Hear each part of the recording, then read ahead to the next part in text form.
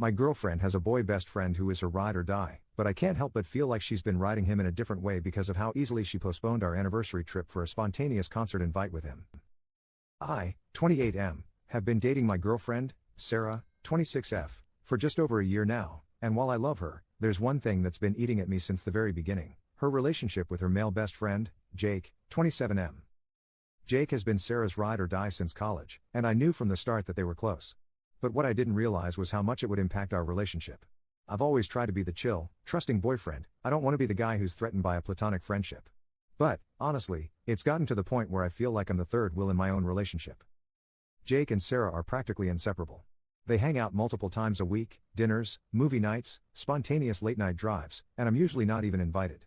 If I try to join, it's awkward, like I'm crashing their private joke-filled world that I'm not a part of. It stings, but I tried to let it go for the sake of keeping the peace. But then things started to cross a line. Jake texts her constantly, even when we're together on dates. It's not just casual stuff, either. He calls her babe and sweetheart, and when I brought this up to Sarah, she laughed and said it was just their thing and that it didn't mean anything. Apparently, they've been calling each other that for years. But to me, it feels like there's more to it. Who calls their best friend babe when they're in a relationship? Then there was the night I stayed over at her place and woke up at 2 a.m. to find Sarah on FaceTime with Jake. She was giggling like a schoolgirl, whispering so she wouldn't wake me. When I asked her about it the next morning, she brushed it off, saying Jake needed someone to talk to. But what about me? Am I just here as background noise while she stays emotionally tethered to this guy? The final straw came last weekend. Sarah and I had been planning a special weekend getaway for our 1-year anniversary, something we'd been looking forward to for months. But, out of nowhere, Jake invites her to a concert the same weekend.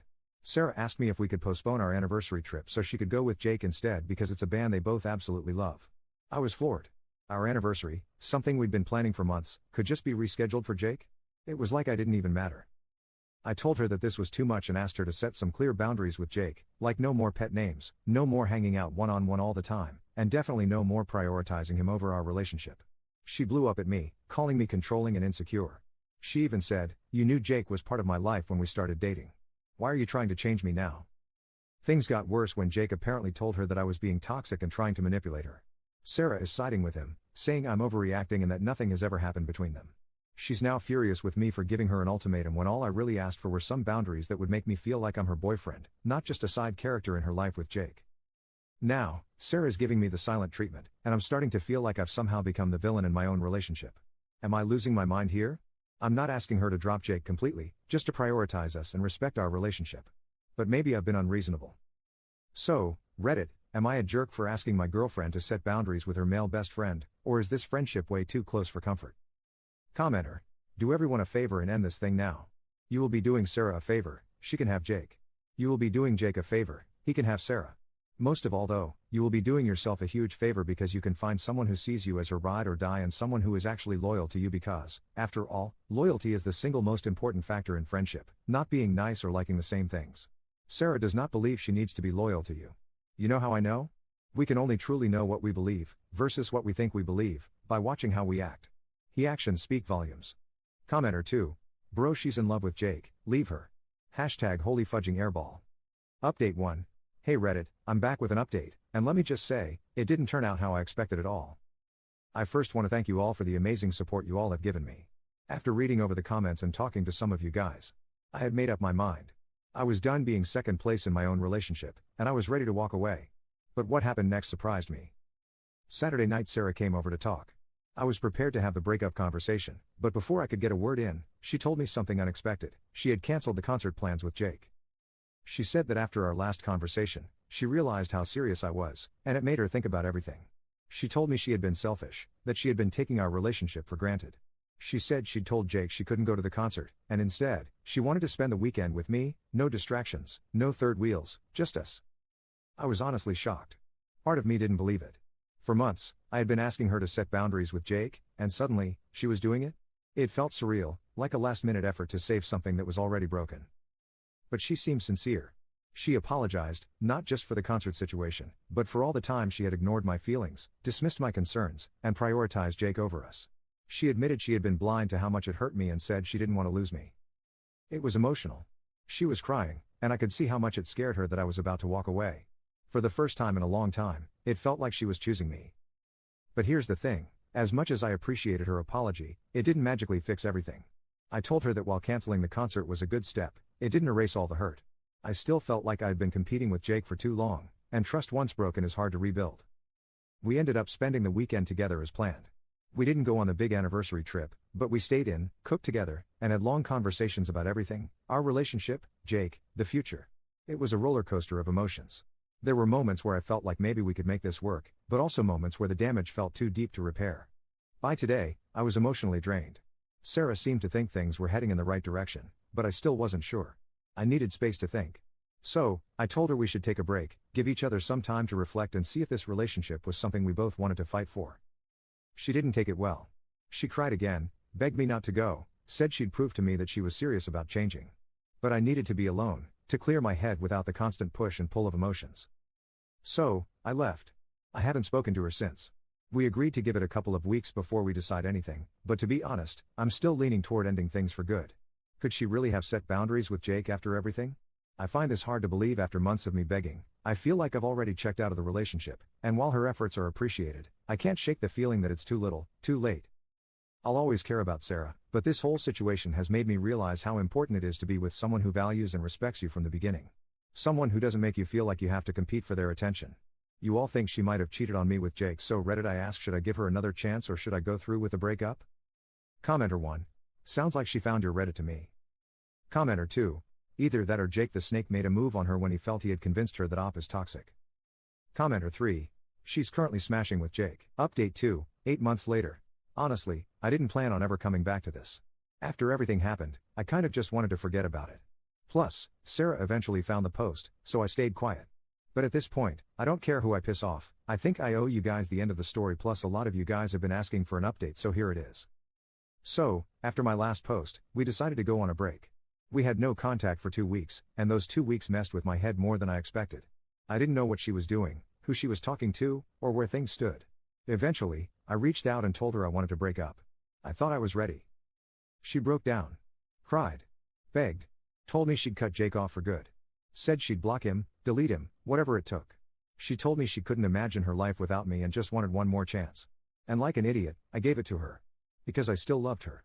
This was the second person in my life I could say I truly loved. I didn't want to start over with someone new when I'd known her for so long.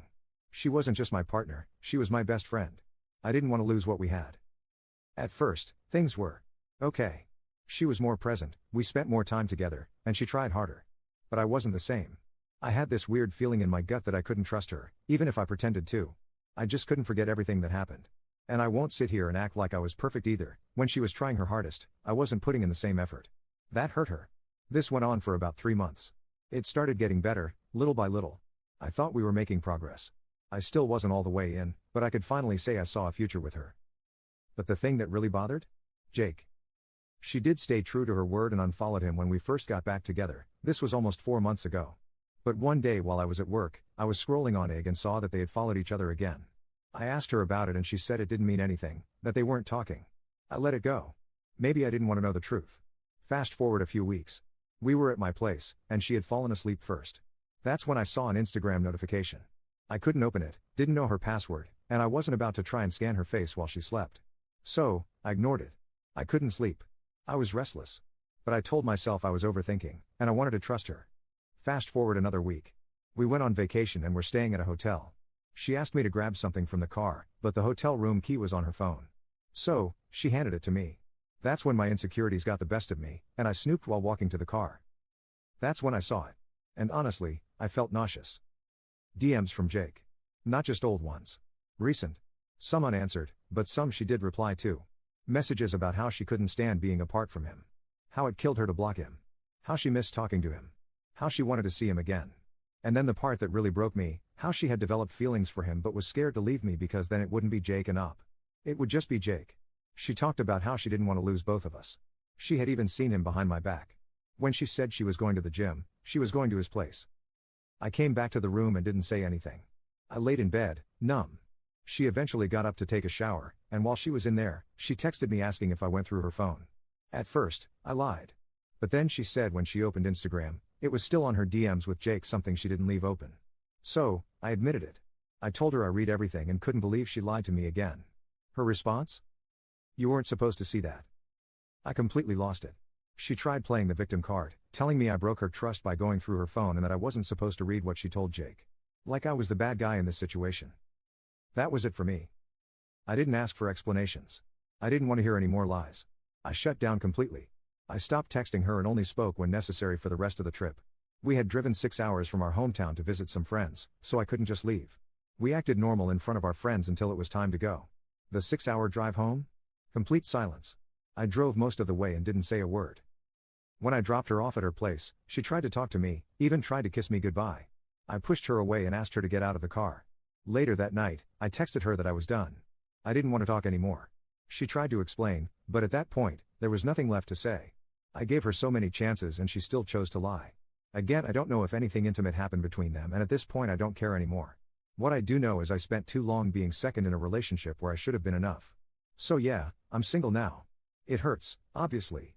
But for the first time in a long time, I feel like I can finally breathe again. Thanks to everyone who gave it to me straight in the comments all those months ago, but also to those who told me to give her another chance. It hurt, but I grew and matured from this. Commenter 1. You dodged a bullet. Someone who lies that repeatedly and then tries to gaslight you for catching them. You weren't supposed to see that, was never going to change. You wasted way too much energy on someone who was never fully yours to begin with. Commenter 2. Honestly, I feel for you, man. That gut feeling never lies. You gave her another chance and really tried, but she kept that connection behind your back. That's not love, that's emotional betrayal.